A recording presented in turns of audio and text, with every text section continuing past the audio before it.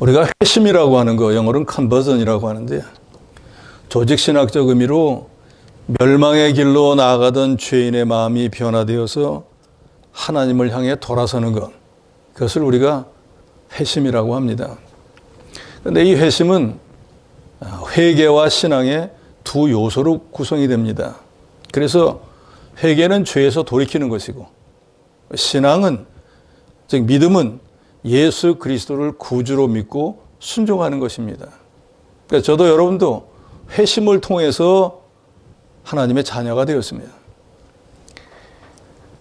바울의 회심은 이 9장에 자세하게 기록되어 있는데, 단순히 바울이라고 하는, 즉 현재는 사울이죠. 사울이라고 하는 한 사람의 회심에 그치는 것이 아니고 우리 기독교의 흐름을 바꿔오는 아주 중대한 사건입니다. 그래서 영국의 신학자인 존 스토트는 다메섹 도상에서 사울의 체험은 교회사에서 가장 유명한 회심이다 라고 말을 했고, 성경학자 윌리엄 라키는 예수님의 탄생과 죽음을 빼고 인류의 삶에서 가장 중요한 사건이 사도 바울의 회심이다 라고 말을 했습니다. 그래서 어찌 보면 이 사도행전의 3분의 2의 내용은 사도 바울의 행적에 대한 기록입니다. 전반부에는 베드로나 요한이 어떻게 복음을 전했는가 나오지만 대부분은 사도 바울의 선교 일지에 대해서 기록하고 있습니다. 그래서 바울로 이름이 바뀌기 전에 원 이름은 사울이었습니다. 1절, 2절에 보면 사울이 교회를 핍박했다 그랬습니다. 사울이 주의 제자들에 대하여 여전히 위협과 살기가 등등하여 대제사장에게 가서 다메섹 여러 회당에 가져갈 공문을 청하니, 이는 만일 그 도를 따르는 사람을 만나면 그를 결박하여 예루살렘으로 잡아오려 함이라 그랬습니다. 이 사울은 바리새인이었었는데 누구보다도 하나님에 대해서 열심히 있었습니다. 그러니까 하나님을 믿어도 주변의 다른 동료나 선후배보다 더 열심으로 믿으려고 애를 쓴 사람이었어요. 그런데 사울이 들어보니까 예수라고 하는 목수의 아들이, 그게 바로 다윗이 예언한 구세주이고 구약의 모세나 선지자들이 예언한 그리스도적 메시아라고 하니까 어불성설인 거예요. 어떻게 목수 아들이 메시아가 될 수 있는가? 이건 너무 불경하다. 그래서 예수를 구주라고 믿고 따르는 기독교인들에 대해서 적대감을 갖게 되었습니다. 왜요? 하나님 절대주의자였거든요. 그래서 우리가 이미 상고했지만 7장, 8장에 보면은 스데반 집사가 돌에 맞아 죽을 때 당연한 거야. 어떻게 목사의 아들을 메시아 그리스도라고 하면서 그 사람을 따라가는가? 이건 하나님을 모독하는 거야. 그러니까 돌에 맞아도 죽어 마땅해 라고 생각했던 사람이 사울입니다.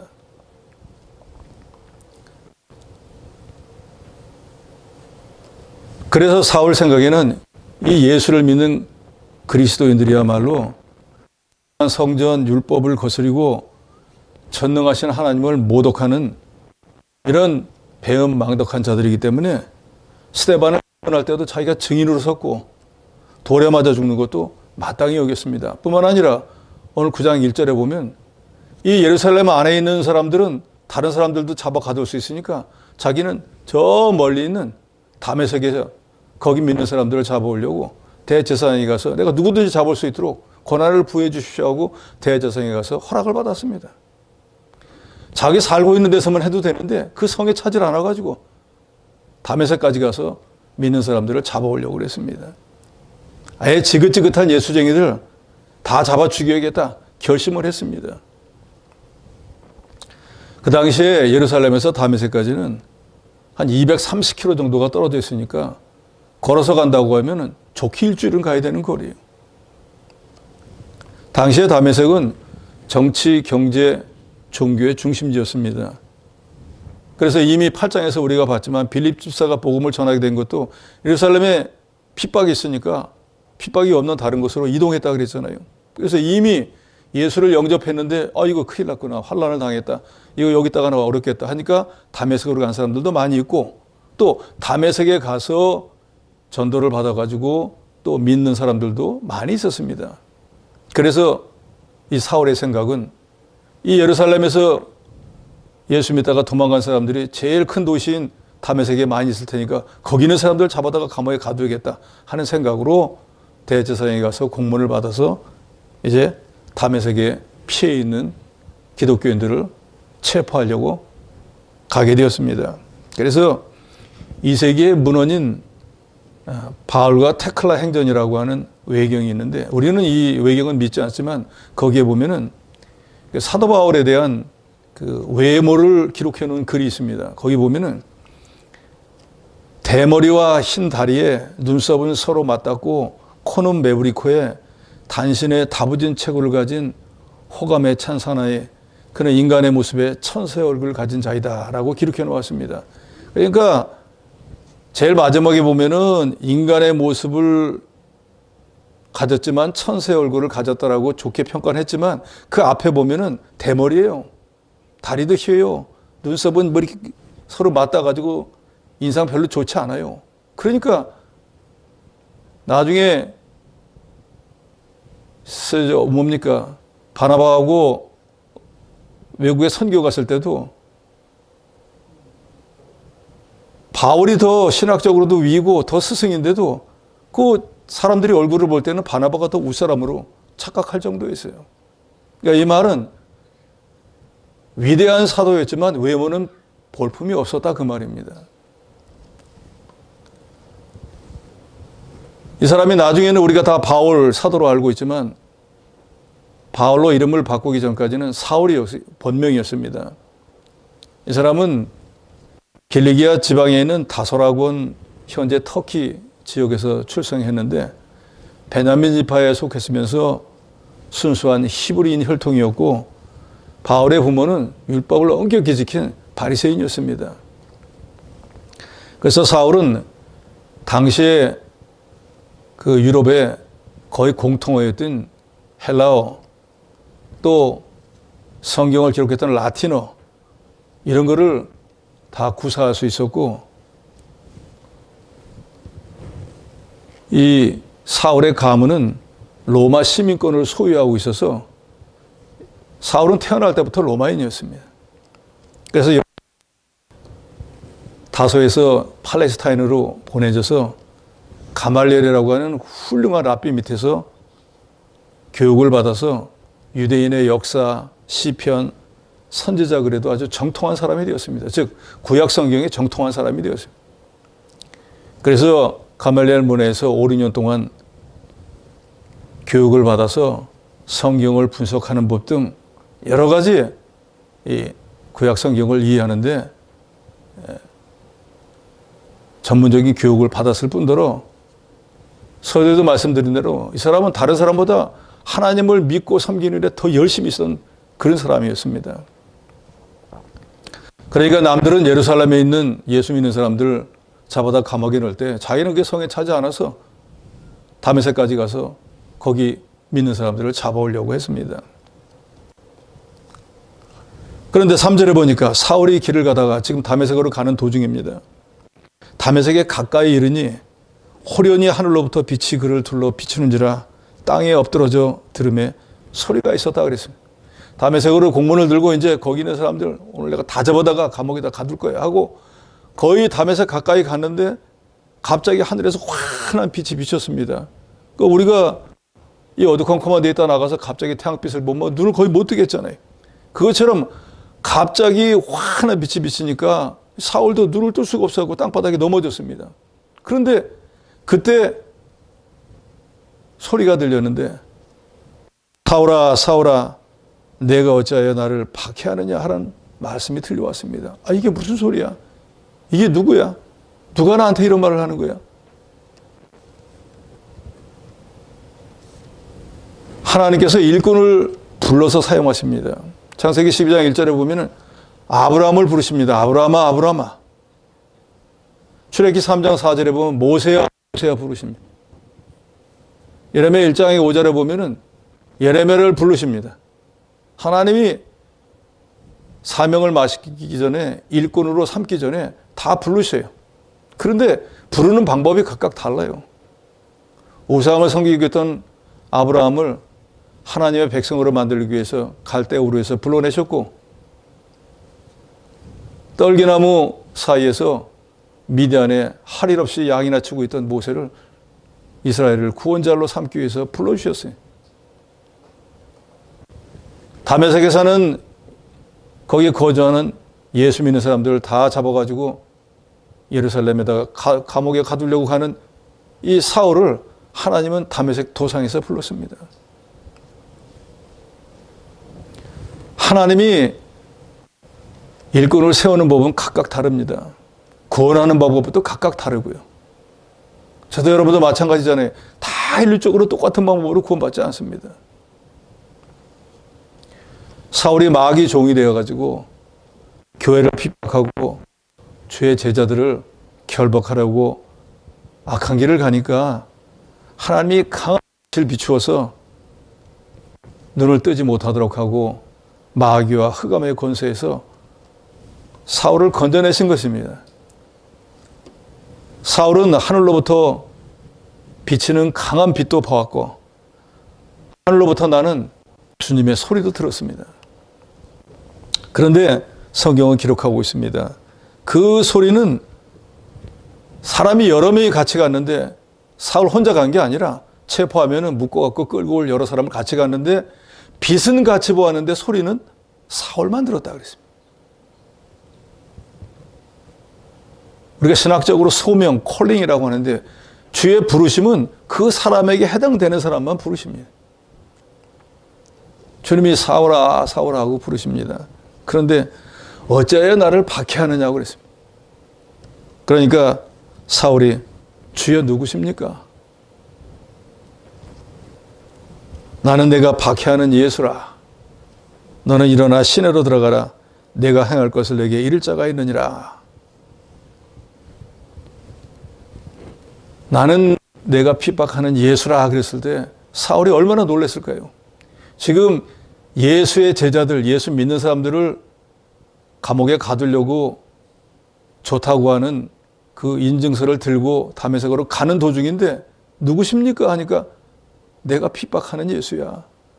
내가 잡아서 감옥에 가두려고 하는 그 스승이야. 하니까 얼마나 놀랐겠어요? 왜 놀랐겠어요? 사울의 지식으로는 이미 예수라고 하는 목수의 아들이 죽었단 말이에요.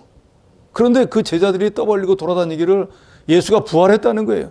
어떻게 사람이 죽었다가 부활해요?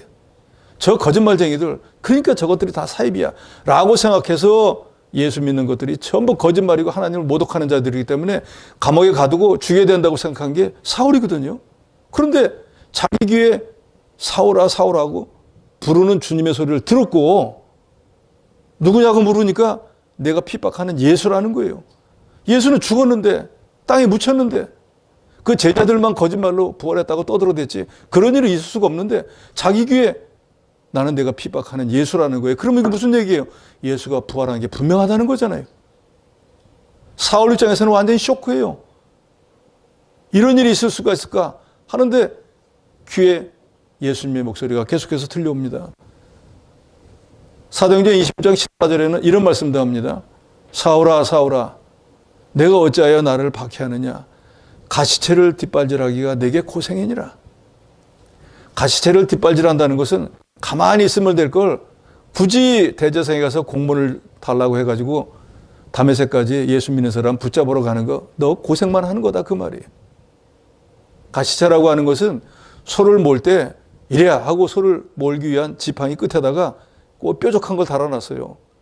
그러니까 소가 가기 싫다고 뒷발질을 그걸 차면은 자기가 못에 찔리니까 자기만 아프다 그 말이에요.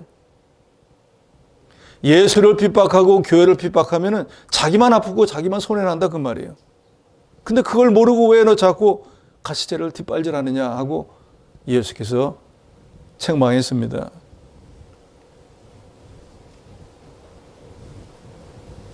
7절에 같이 가던 사람들은 소리만 듣고 아무도 보지 못하여 말을 못하고 서 있더라. 무슨 일인가 이 사람이 갑자기 가다가 엎드러지더니 아무 말도 못하고 죽은 사람처럼 돼버리고 말았습니다. 그런데 그 사람들은 아무 소리도 못 들었거든요. 이 사람이 갑자기 왜 이렇게 됐지? 이상하네. 그러더니 사울이 땅에서 일어나는데 8절에 보니까 눈은 떴으나 아무것도 보지 못하고 사람의 손에 끌려 다메섹으로 들어가 못하고 먹지도 마시지도 아니하니라. 같이 밝은 빛을 보아가지고 넘어지긴 했는데 넘어진 사람을 다시 부축해서 일으키니까 이 사람이 멀쩡히 앞을 보고 걸어던 사람이 앞을 못 보는 거예요. 그래서 같이 갔던 사람들이 보니까 희한해진 거예요. 이 사람이. 갑자기 사람이 왜 이렇게 됐을까? 그래서 그 사람들이 손을 끌고 다메섹에 들어가서 사흘 동안 있는데 이제는 또 먹지도 마시지도 못하는 거예요.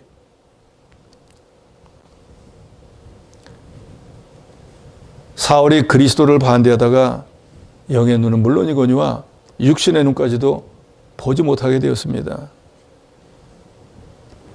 이 시대에도 마찬가지예요. 그래서 우리가 많이 들었잖아요.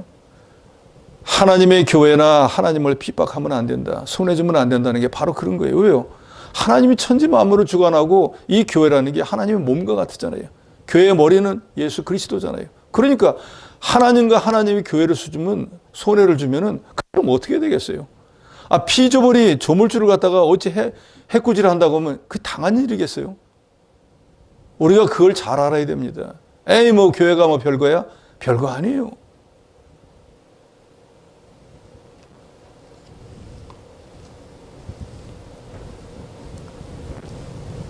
사울이 영의 눈이 가리워지니까 뭐가 뭔지 구분을 못해서 교회도 핍박하고 믿는 사람도 감옥에 잡아놓으려고 했지만 자기 뜻대로 되지 않았습니다. 오히려 앞을 못 보는 자가 돼버리고 말았어요.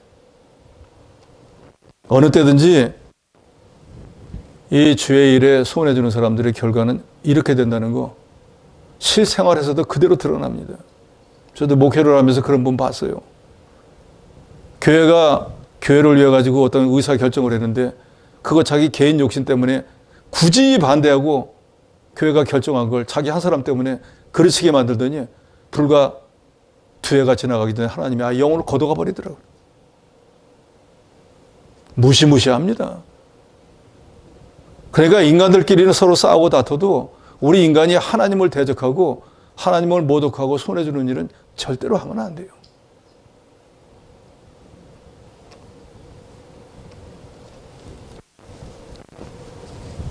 집가라고 하는 거리에 있는 어떤 사람의 집에 끌려 들어가서 사흘 동안 먹지도 못하고 마시지도 못하고 사울이 있었습니다. 그런데 그때 하나님께서 이미 사울에게 길에서 말씀하신 것처럼 6절에 말씀하죠. 너는 일어나 시내로 들어가라. 내가 행할 것을 내게 이를 자가 있느니라. 했는데 하나님께서 이미 그 다메섹에 제자를 예비해 놓았습니다. 그래서 아나니아라고 하는 제자를 예비해 놓았 10절에 주께서 환상 중에 불러 이르시기를 아나니아야 일어나 집가라고 하는 거리로 가서 유다의 집에 5 사울이라고 하는 사람을 찾으라. 그가 기도하는 중이니라. 아나니아에게 예수님이 그 집가라고 하는 거리에 유다의 집에 지금 이 5 사울이라고 하는 사람이 거기 있으니까 그 사람 지금 기도하고 있는데 거기 가서 그 사람 안수해서 그 눈을 앞을 볼 수 있도록 해라 하고 하나님이 명령을 합니다. 그러니까 아나니아가 주여 그 사람이 어떤 사람인지 아시지 않습니까? 그 사람 예루살렘에서 예수 믿는 사람들 감옥에 가둔 것도 부족해가지고 여기 다메섹에 대제사장이 공문 가지고 와가지고 예수 믿는 사람들 다 잡아갈래는 사람인데 그 사람에게 가서 제가 안수해갖고 그 사람 눈을 띄워줘야 되겠습니까? 이건 부당합니다.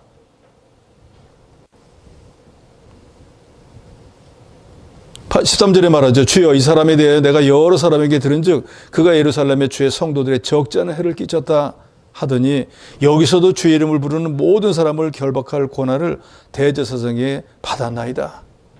그러니까 이 일은 주님 명령하셔도 저는 못합니다. 그 사람 믿는 사람들을 다 손해주는 사람을 어떻게 그 사람 제가 가서 안수해가지고 눈을 뜨게 해줍니까?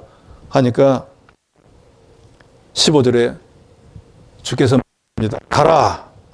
이 사람은 내 이름을 이방인과 임금들과 이스라엘 자손에게 전하기 위하여 택한 나의 그릇이라. 그가 내 이름을 위하여 얼마나 고난을 받아야 할 것을 내가 그에게 보이리라.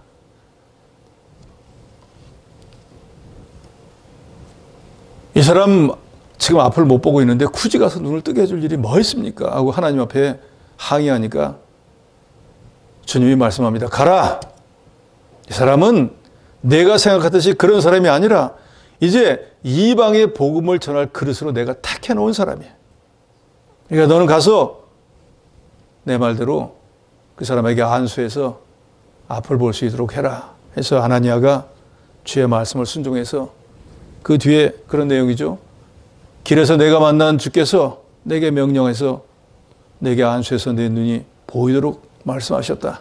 형제여 하면서 사울의 손에 머리 위에다가 손을 얹고 기도하니까 비늘 같은 게 벗어졌다 그랬어요. 그동안 아무것도 못 봤는데 사흘 동안 눈을 떴어도 보이지가 않았는데 앞을 보게 되었습니다.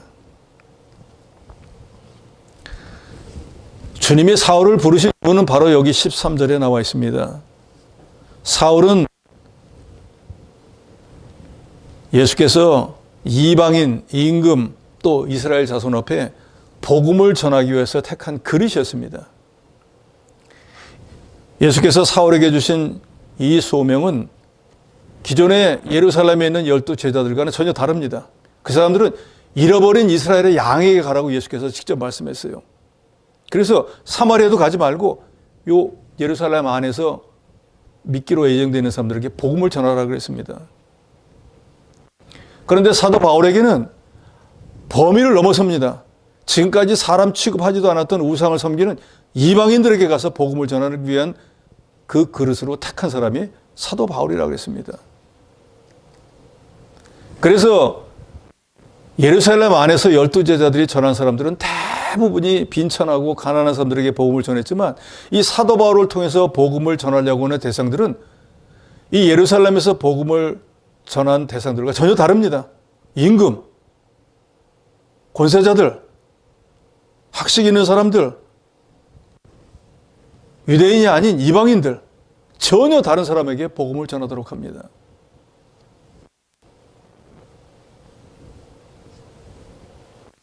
그래서 실제로 바울은 이제 이 사도행전에 기록이 되어 있지만 이 주님의 말씀, 유대 이외의 지역에 가서 선교를 하고 세속적인 권력자인 아그리빠 왕, 가이사 등에 가서 복음을 전합니다. 예수님의 12 제자들은 그 근처에도 못 갔어요. 그러니까 하나님께서 같은 사역을 맡겨도 각각의 다른 은사와 다른 사명을 주시는 거예요.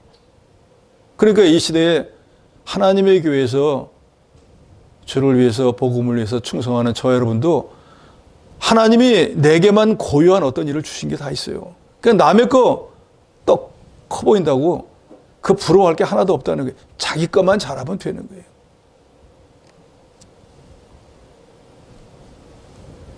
베드로를 비롯한 12 사도들이 유대인을 상대로 복음을 전하는 동안에 사울은 주의 명령대로 평생을 유대 이외의 지역에서 이방인을 상대로 해서 선교에 평생을 바쳤습니다.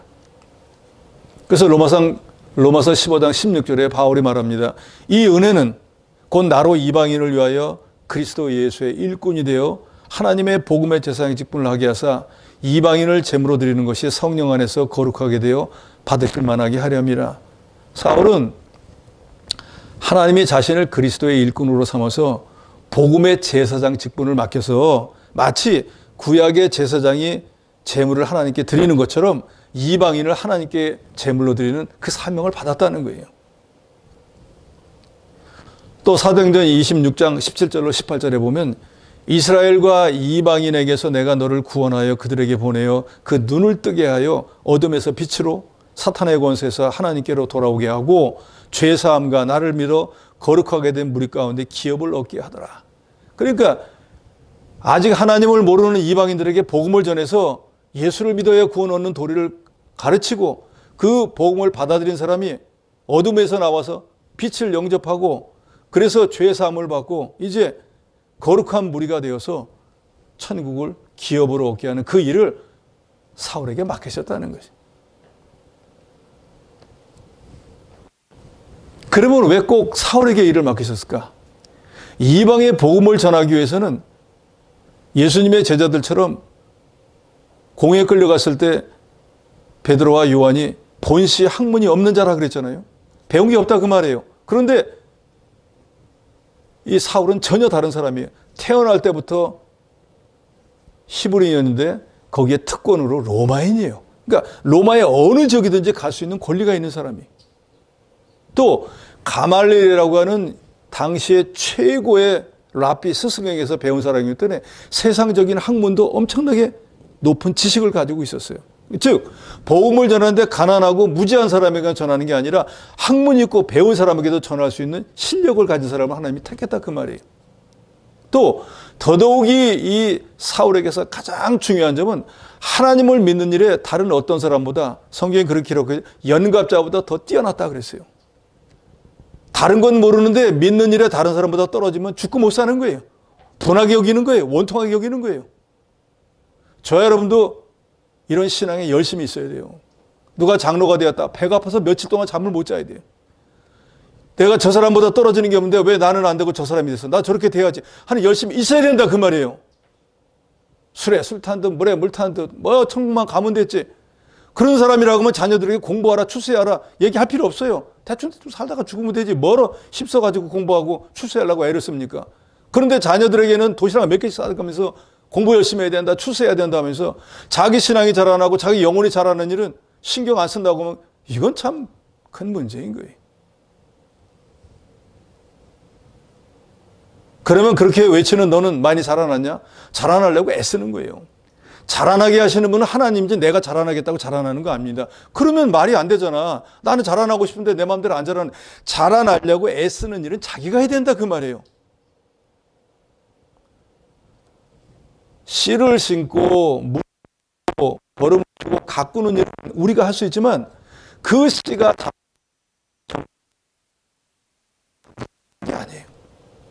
그건 하나님만이 하세요. 그러지만 열매를 맺을 수 있도록 노력하는 건 우리 각인이 해야지 가만히 있는데 맺어지는 게 아니라 그 말입니다. 사울은 다른 연갑자보다 같은 동년배보다 아니면 선배보다 후배보다 무엇이든지 더 열심히 하나님을 믿는 일에 하나님을 의지하는 일에 더 열심히 하려고 그랬어요. 다른 성경에 보면 이런 구절이 있죠. 고린도후서에 보면 사도 바울은 위로부터 오는 이 덧입어서 좀 하나님의 삶으로 만들어져야 되는데 그걸 못해갖고 원통이 여겼다 그랬어요. 그게 무슨 말이에요?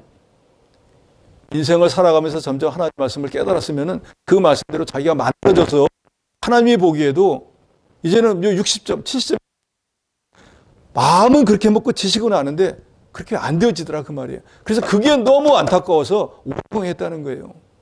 저 여러분도 그래야 됩니다. 내가 예수 믿은 지가 30년이야. 예수만 30년이라 30년 동안 뭘 했냐 그 말이에요. 성경 몇 번을 읽었고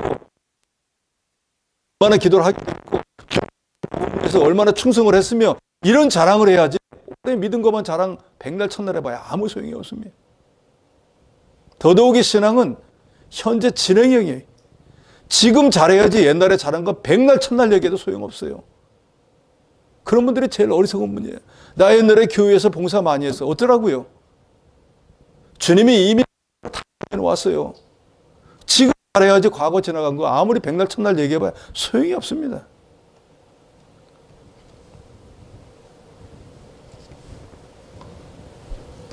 이 사울이 어떤 사람인가? 예수를 구주로 믿게 되었습니다. 기도하고 있다 그랬잖아요. 여기서 우리가 조금 하나 좀 우스운 게 하나 있는데 11절에 보면 주께서 이르시되 일어나 직가라고 하는 거리로 가라 그랬습니다. 직가가 뭘까요? 직가. 한문으로 보니까 바로 직자 거리 가자예요. 영어 성경에 보면 스트리트라고 되어 있습니다. 넓고 반듯하고 큰 길을 스트리트라고 하거든요. 그러니까 그 넓은 길에 있는 유다라고 하는 사람 집에 가라 그 말이에요. 그러니까 직가가 무슨 동네가 아니고 큰 길 옆에 있는 유다라고 하는 사람 집에 가라 그 말이에요. 그러니까 이 개혁 성경에 한자로 옮기다 보니까 이 엄청 어려운 말이 되어버렸어요.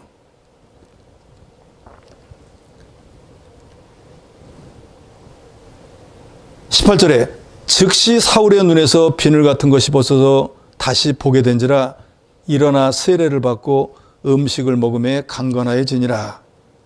사울이 다메섹에 있는 제자들과 함께 며칠 있을새 즉시로 각 회당에서 예수가 하나님의 아들이심을 전파하니 그랬어요. 이 사람 눈이 딱 떠지고 나니까 제일 먼저 뭘 했는가? 회당에 가서 예수가 그리스도라, 예수님은 부활했다라는 걸 전하는 거예요. 대단한 사람이잖아요. 방금 전까지 뭐 하던 사람이에요? 예수 믿는 사람 잡아다가 감옥에 넣으려고 했던 사람인데 완전히 180도 사람이 바뀌어져 버립니다. 이렇게 바뀌기도 쉽지가 않잖아요. 또 바뀌었다고 할지라도 좀 며칠 지나서 해야 되는 거 아니에요? 우리가 사도 바울에게 배워야 되는 줄은 바로 이런 거예요. 뭔가 깨달으면 즉시 하는 거예요. 그런데 신앙의 선진들이 다 이런 믿음이 있었어요. 백세의 아들을 번제로 바쳐라 하니까 창세기에 기록되어 있죠. 아침에 일찍 일어나 자기를 불태울 제목을 아들에게 등에다 지우고 일찍 모리아산을 향해서 갔다 그랬어요. 무슨 아들 죽이는 일이, 불태워 죽이는 일이 그렇게 좋아가지고 새벽에 일찍 일어나서 갔겠어요. 기왕에 하나님을 위한 일이라고 하면 아브라함은 하나님을 기쁘시게 해야겠다.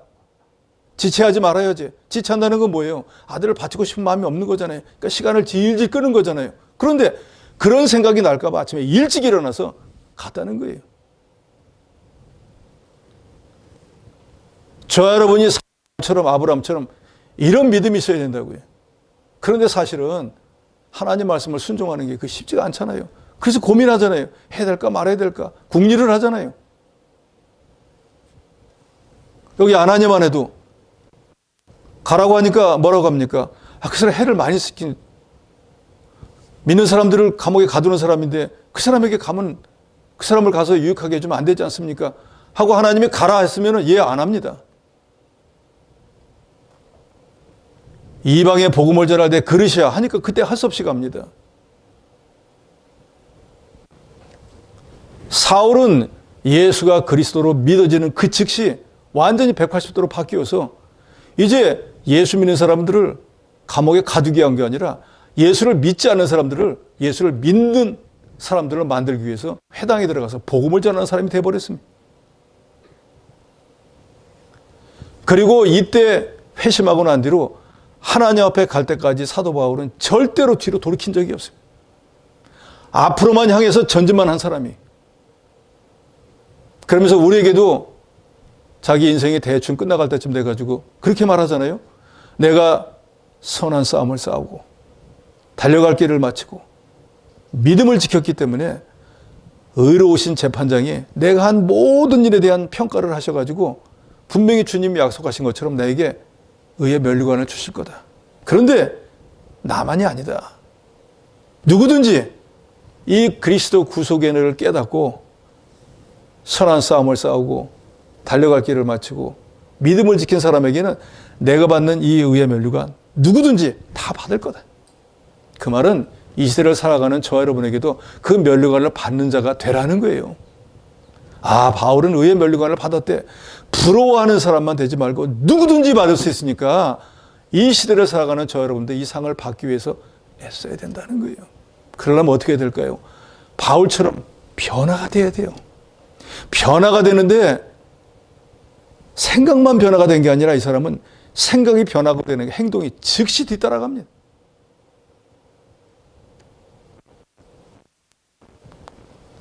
얼마나 열심으로 복음을 전했는지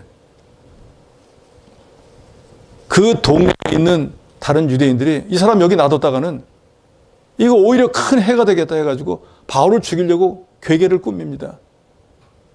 그러니까 죄의 형제들이 여기 사울을 여기다 놔뒀다간 이 사람들 손에서 죽겠다 해가지고 도피시려고 했더니 성문을 이미 딱 막아놔가지고 도망을 못 가게 해놨어요. 그래서 붙잡아 죽이려고 하니까 창문에서 광주리를 만들어가지고 거기다 줄을 달아가지고 바울을 거기 태워서 성 밖으로 보내어서 피난할 수 있도록 했다 그랬습니다. 우리가 언뜻 들으면 아니 거기서 그냥 계속 복음 전하다가 순교하면 하나님 앞에 영광이 아닐까라고 생각할 수 있는데 예수께서도 이렇게 말씀하셨잖아요. 여기서 핍박을 하면 다른 동네로 가라. 괜히 여기 앉아가지고 핍박하는데 주여 믿사옵니다 하고 죽임을 당하면 큰 어리석은 짓이에요. 그래서 우스갯소리에 그런 얘기가 있잖아요. 어떤 믿음 좋은 사람이 살고 있었는데 홍수가 난 거예요. 그래가지고 이거 물이 막 넘쳐가지고 집으로 막 들어와가지고 대피를 하다 보니까 옥상에 올라갔어요. 구조대가 와가지고 이거 빨리 배에 타시오 하니까 나는 하나님이 날 환난 가운데 살려줄 줄 믿으니까 다른 사람을 구하세요. 그러니까 그 배가 가버렸습니다. 조금 있다가 보니까 허리까지 물이 차는 거예요. 다시 구조대가 왔습니다. 빨리 타라고 하니까 다른 사람을 구하라고. 나는 하나님이 구해줄 거야. 배가 다시 가버렸습니다.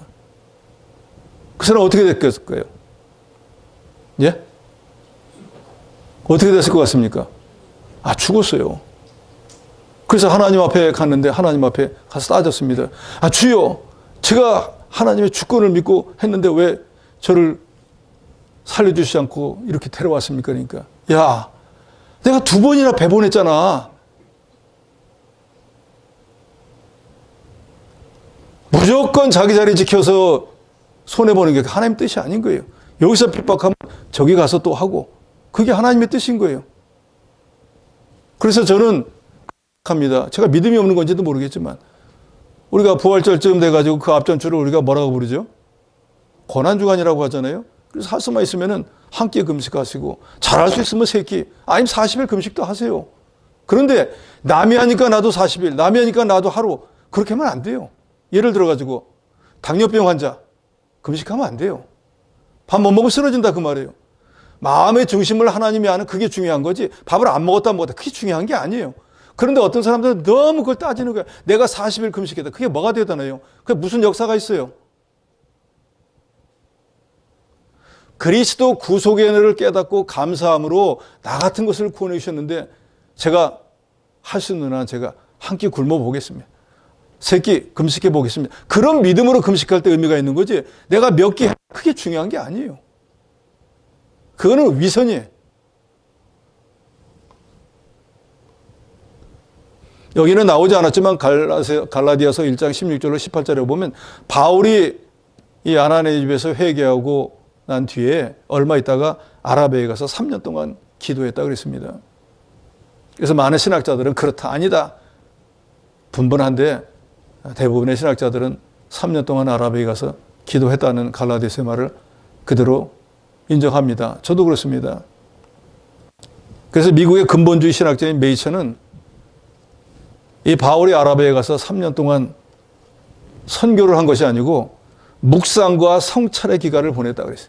마치 예수님이 40일 동안 금식하시고 공생애를 준비하신 것처럼 또 모세가 미디안에 가서 40년 동안 준비했던 것처럼 준비하고 나서 하나님의 일을 하는 거지 그냥 무대뽀로 무작정 해서는 어떻게 알겠어요. 그래서 26절로 31절에 보면 이제 어느 만큼 하나님의 뜻을 깨닫고 난 뒤에 사울이 예루살렘에 올라가서 제자들을 만나는데 즉 11제자겠죠. 이 사람이 이전에 예루살렘에 있을 때 믿는 사람들을 핍박하고 다메섹까지 가가지고 믿는 사람들을 잡아다 감옥에 넣으려고 했는데 들리는 말에 다메섹에서 예수님을 만나서 자기가 뭐 회개를 해가지고 그 아라비아까지 가서 3년 동안 기도하고 묵상하고 하나님의 사람이 돼서 왔다고 했는데 믿을 수가 없는 거예요. 그러니까 주의 제자 야고보 외에는 그 사도들이 잘 만나주지도 않았던 것 같아요. 그런데 바나바라고 하는 사람이 데리고 가서 이 사람이 원래 이렇지만 이렇게 됐다고 설명을 하니까 이제 얼마 지나고 난 뒤에는 주의 제자들과 교제가 있어가지고 이제 같은 사도로서 인정도 받고 주의를 할 수 있도록 그렇게 되었다고 기록이 되어 있습니다. 오늘 본문을 통해서 우리가 이 사도 바울에 대해서 분명히 알아야 되는 것은 이 사도 바울은 다메섹 도성에서 부활하신 예수 그리스도를 만나서 자기 잘못된 하나님에 대한 신앙관을 깨닫고 회심해서 예수를 그리스도로 믿고 유대교에서 기독교인이 되어서 하나님께서 이방의 복음을 전할 사도로 삼았습니다. 그래서 이제 예수 믿는 사람들을 박해하는 사람들에서 철저한 그리스도의 사도가 되어서 복음의 전파자가 되었습니다. 또 바울은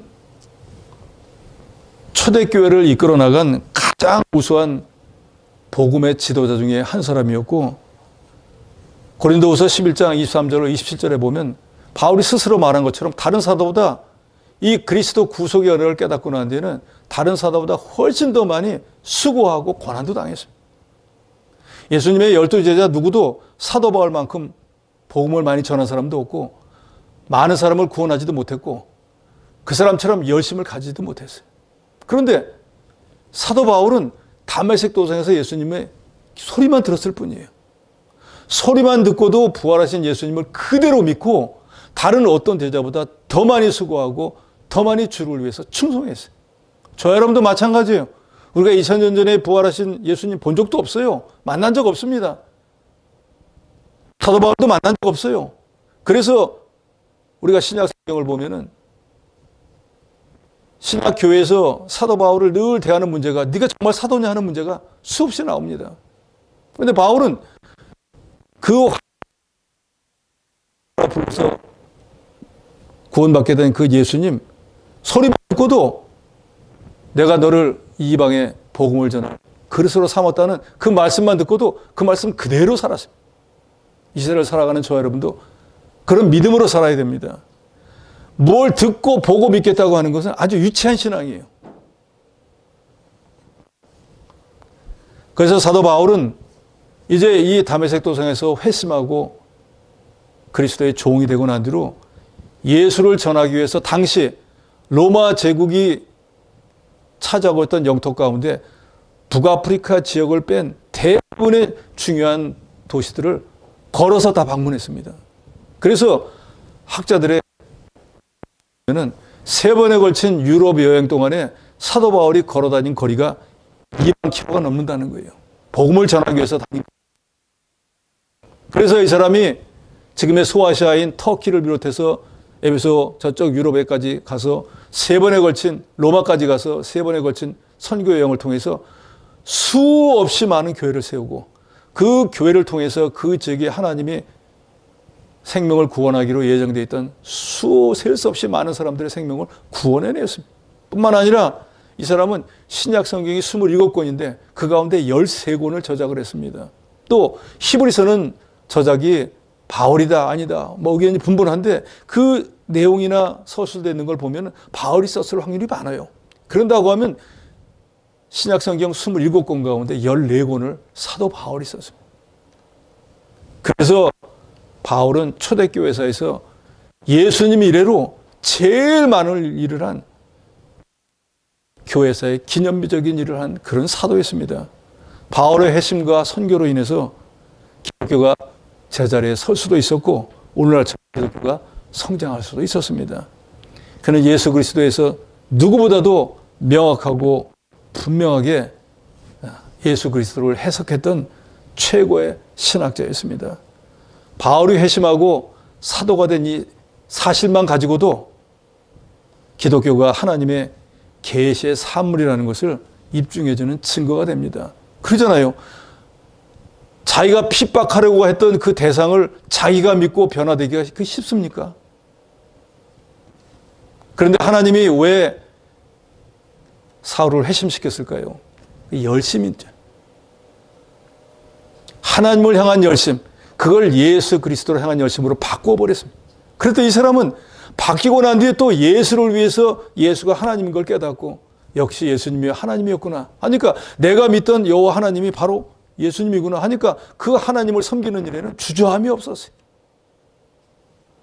그래서 이 사도행전 끝말쯤에 보면 나오죠. 예루살렘에 다시 올라갑니다. 그러니까 장로들이 올라가지 마세요. 이번에 올라가면 죽습니다. 하니까 나는 내게 맡긴 이 복음의 사명을 마치려 하는 데는 내 생명을 조금도 귀중한 것으로 여기지 않는다 하고 죽을 걸 알면서도 올라간 사람이 바로 사도 바울이었습니다. 하나님께서 사도 바울을 회심시켜서 이방의 복음을 전하는 귀중한 그릇으로 사용했는데 그 사람을 사용한 하나님의 목적은 뭐예요? 그 사람이래야지 이방의 복음을 전할 수 있는 준비된 자이기 때문에 우리도 언제 어느 때 하나님이 저 여러분을 이런 귀중한 일에 사용할지 알 수 없습니다. 그러니까 우리도 준비하는 자가 되어야 돼요. 그리고 하나님의 일에는 사도 바울과 같이 열심히 있는 자가 되어야 돼요. 로마서에도 그 말씀 있잖아요. 우리가 하나님을 섬길 때 어떻게 섬기라고 하죠? 부지런하여 게으르지 말고 열심을 품고 주를 섬겨라. 그 사람이 바로 사도 바울이. 결론입니다. 바울은 하나님의 특별한 은혜로 부르심을 받아 회심하고 사도가 되어서 평생을 주를 위해서, 복음을 위해서 택한 백성들을 구원하는 일을 잘 감당했습니다. 이미 이 사람이 준비된 사람이었고 그 안에 주를 위한 열심이 있는 것을 하나님이 아셨기 때문에, 저와 여러분을 하나님이 택해서 이 교회 일꾼으로 삼으신 것도 바로 그런 거예요. 그러니까 우리도 바울처럼 뭐 대단한 일을 할 건 아니지만 우리 교회를 위해서 준비된 자로서 이제 열심을 가지고 주를 섬겨나가는 그런 저 여러분이 되어야 되겠습니다.